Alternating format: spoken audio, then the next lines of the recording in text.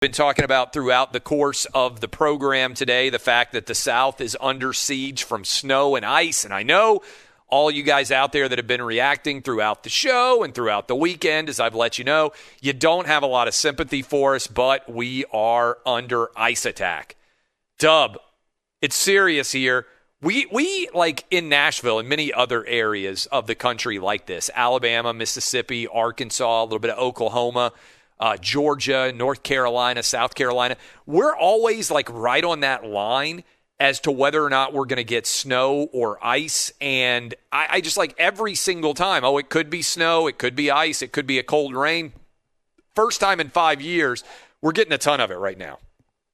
Yeah, and I'm from Texas, so this is not a normal thing for me by any stretch of the imaginations. I've been monitoring this weather situation, and I know you've said you're somewhat of a weather nerd. I'm the snow czar. Exactly. When I did local radio in Nashville, I would take over weather-related concerns because we did a lot of local radio, and I would talk about weather-related issues during the course of the show.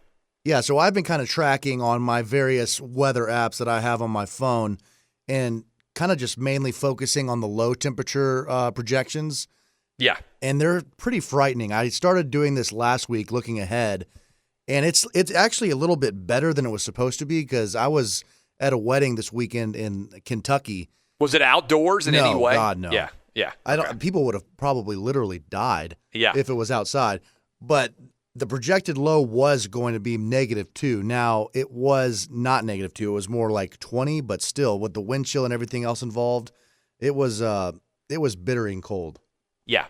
Bitterly cold maybe is the word you're looking for there? Yeah, somewhere there, right there. Yeah, the cold's kind of getting to my vocabulary here. Yeah, I get it. And unlike our previous producer, Jason Martin, you have made it in, so that's at least a positive. Are you done for the rest of the week, too, after today? I don't know. If this weather keeps up, I might just mail it in for the rest of the week since you're not going to be here. But I am scheduled to work through Wednesday, and then I'm going to take Thursday, Friday off. So we'll see. All right, so for everybody out there, Danny G's already out. We've got Brian Finley in doing the updates, so Eddie Garcia is out. Did Roberto ever come back? I don't even know if Roberto ever came back from his taking days off for the Super Bowl. But I'm scheduled to be in Mexico tomorrow. Although I have no idea if I'm going to make the flight out tomorrow morning, whether it's going to be able to take off or not, because we're in the middle of this winter storm and people think, surely the airports are still going to run. I ain't that optimistic that that's going to be continuing. So we've been breaking down a bunch of stories over the course of the show so far. I encourage you, by the way, go download the podcast. Make sure you don't miss a single minute. And one of those stories we just talked about at the top of the second hour. We're going to talk about it a little bit with Bobby Barack in a moment. I know as many people on the West Coast are waking up. This Gina Carano story. She went 7-1 as an MMA fighter and then decided to go into entertainment. She, like you, Dub, also a Texan, and she made some comments in the last week and ended up losing her job on The Mandalorian, which is a very popular Disney Plus show, as a part of this cancel culture that we find ourselves in now, where people are constantly losing their jobs, even though what she said is honestly nowhere near as ridiculous as what other people have said on the her speech is considered to be conservative as opposed to the liberal speech, which you can make and get away with no matter how ridiculous it is in Hollywood right now and in the world of sports. So I think that will be a story that we'll unpack in a bit with Bobby Barack, who is scheduled to join us. But we started off the show talking about this, and I do think it's interesting as we now are fully into the NFL offseason, as we get closer and closer to finding out what the overall NFL salary cap is going to be. There are right now, by my count, 8 different quarterbacks that are available in theory who are former first-round draft picks and have started a game or played significantly in a game in the last 2 years. Really started a game is the category that I am putting into play here. Last 2 years, they have started really multiple games.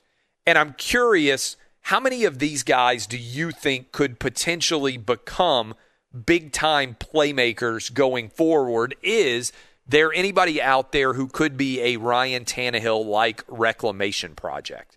And so here are the 8 guys, former first-round picks in no particular order, and then I will tell you in order how I would break those guys down and what I think of them going forward. All right, here are my 8. These are in no order, and then I'll give them to you in order. Former first-rounders that are theoretically available right now. Dwayne Haskins, Cam Newton, Marcus Mariota, Jameis Winston, Carson Wentz, Teddy Bridgewater, Mitch Trubisky, and Sam Darnold. Okay, 8 former first-round draft picks that could be had right now by a new team that could hope that they are going to be the Ryan Tannehill going forward.